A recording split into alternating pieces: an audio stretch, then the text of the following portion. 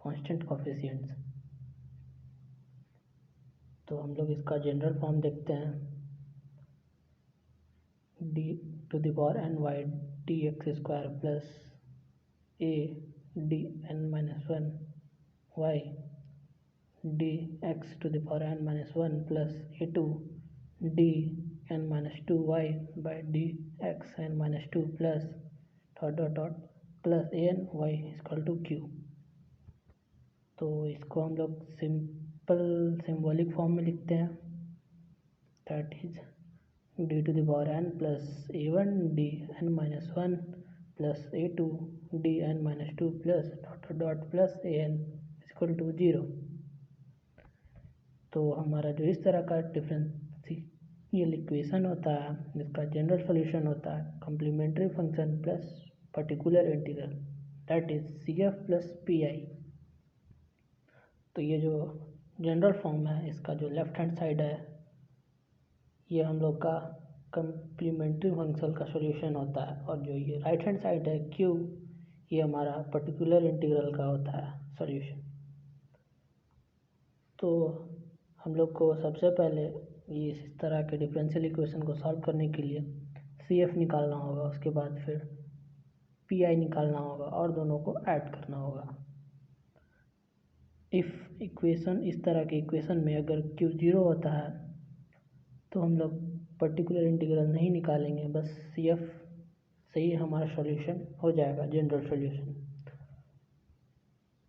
तो एक axillary equation होता है, तो वो होता क्या है कि हम लोग जो सिंबॉलिक फॉर्म होता है, जैसे कि ये D to the power N plus A N D to the power N minus one plus A two D to the power N minus two plus ये, इसको हम लोग एम में कन्वर्ट करेंगे, एम के फॉर्म में लिखेंगे, that is called auxiliary equation, like M to the power N plus A one M to the power N minus one plus A two M to the power N minus two plus dot dot dot at plus A to the power N equal to 0। तो सबसे पहले हम लोग को complementary function निकालना है। तो complementary function निकालने का हम लोग वर्किंग रूल देखेंगे। तो working rule to find complementary function,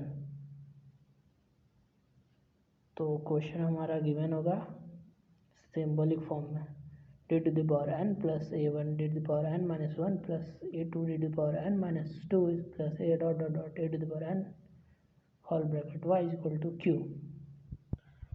तो सबसे पहले हम लोग इसको कन्वर्ट कर लेंगे एक्सिलरी इक्वेशन में,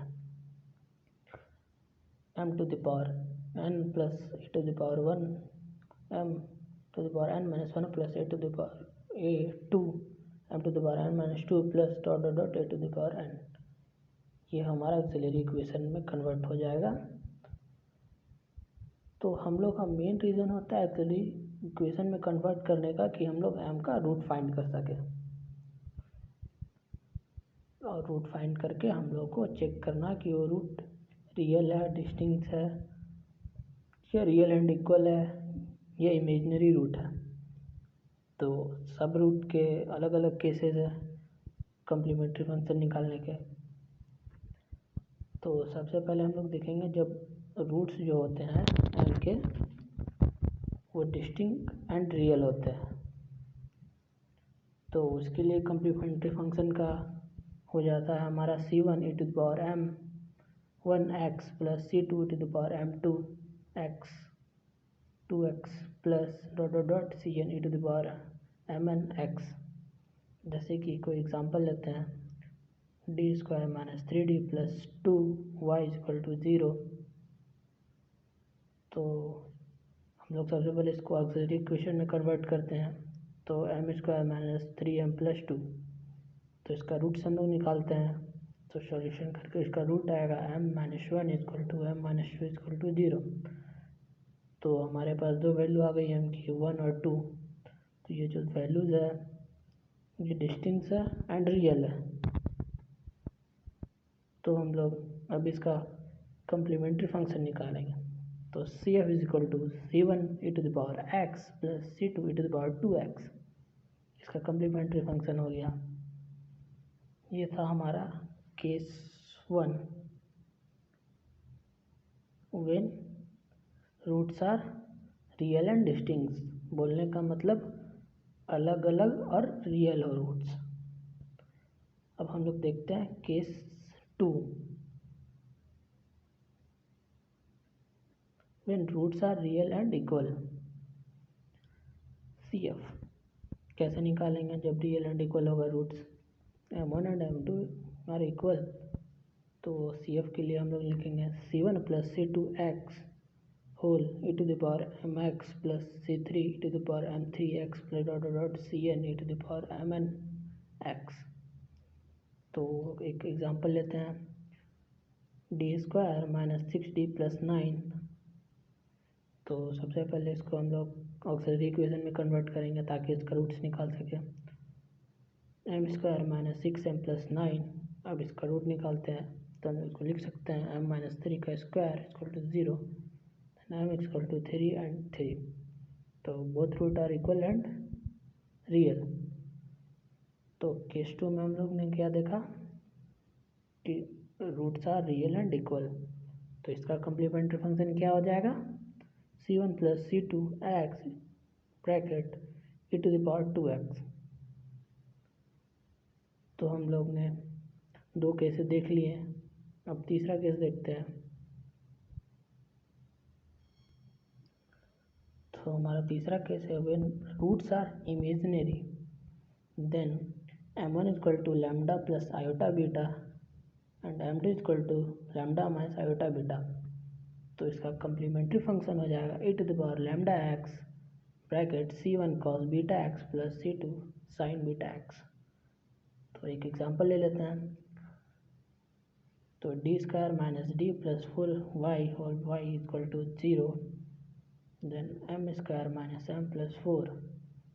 तो हम लोग इसका m निकालेंगे तो a plus minus under root a minus b c² होता है बाई 2, तो 16 1 माइनस 16 दैट इज 15। तो दोनों को हम लोग अलग अलग लिख लेते हैं, 1/2 plus minus under root 15/2 iota. तो हम लोग के पास m1 m2 हो गया है। अब कम्प्लीमेंट्री फंक्शन सॉल्व करते हैं, तो e to the power 1/2x लेते हैं m1 bracket C1 cos m2 के अंडर रूट 15/2, तो under root 15/2 iota x plus C2 sine under root 15/2x। तो एज इट इज़ हम लोग अल्फा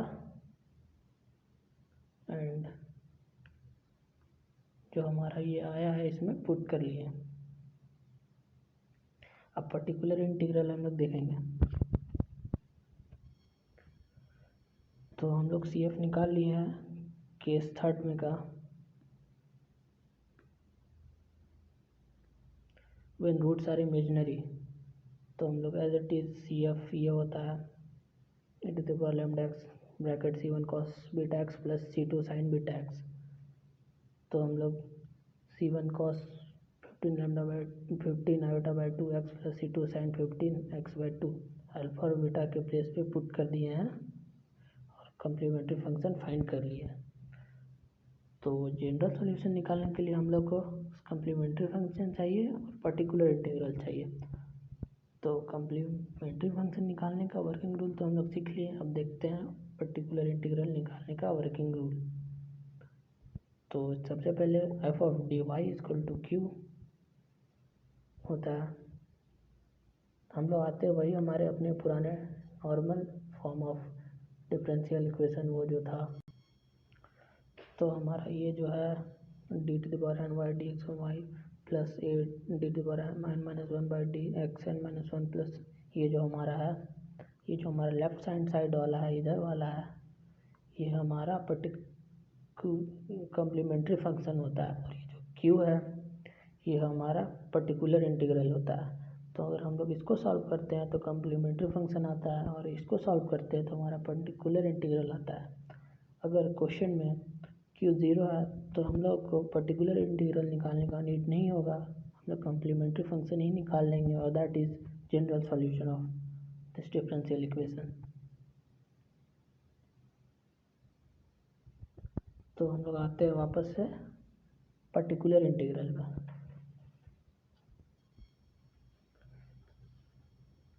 तो हमने पर्टिकुलर इंटीग्रल का वर्किंग रूल देख लिया है।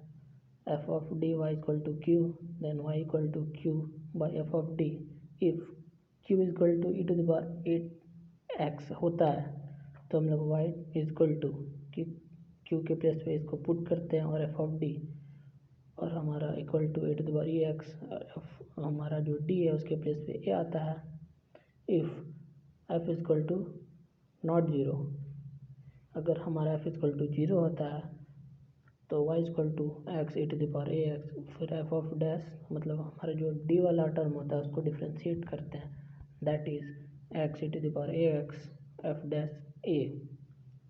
एक एग्जांपल देखते हैं, F of D square slash D Y equal to sine A X. तो अगर हमारा डी का पावर इवन है तो हम लोग माइनस लगा देते हैं ए के कोफिशिएंट में, तो sine A X as working rule we are doing here, तो F of D square slash D then sine A X F of minus A square D के प्लेस पे रिप्लेस किए। तो हम लोग समरी देखते हैं पूरा होल वीडियो का। तो हम लोग जाने कि हायर ऑर्डर डिफरेंशियल इक्वेशन का कांस्टेंट कोफिशिएंट में जो जनरल फॉर्म होता है ये होता है, और इसका जो लेफ्ट हैंड साइड है ये हमारा कम्प्लीमेंट्री फंक्शन